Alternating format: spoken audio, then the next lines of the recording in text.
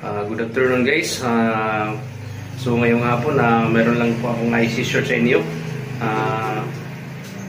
Patungkol po ito sa mga baradong bowl kasi ngayon po yung bowl namin ay barado. So meron pa akong gagawin but anyway, itatry ko po dito sa bowl namin kung effective talaga. So please watch and learn. So guys, magandang hapon. So today mayroon pa akong may share sa inyo na home remedy, DIY lang to. Kasi yung bowl namin barado. Okay lang, maihiyan, pero yung pupo hindi na talaga hindi na talaga mag-success yan. So yung gagawin natin, gagawa ng paraan na bali maging maganda na yung function ng natin ng bowl. So ganito kasi yan. Yan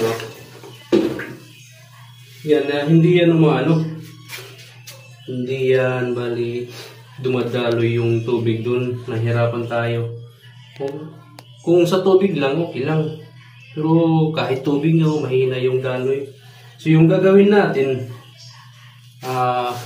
ito yung natin gagawin instrument dito para mas mapadali yung pagbaba ng tubig.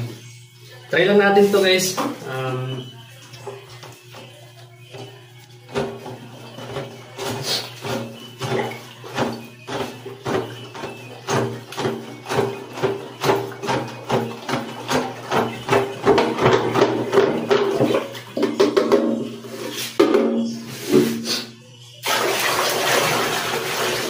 Ayan po guys, epektibo guys.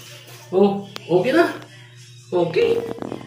Talagang epektibo guys, pag barado yung barado yung bowl nyo, ito lang pala yung simpleng gagawin natin.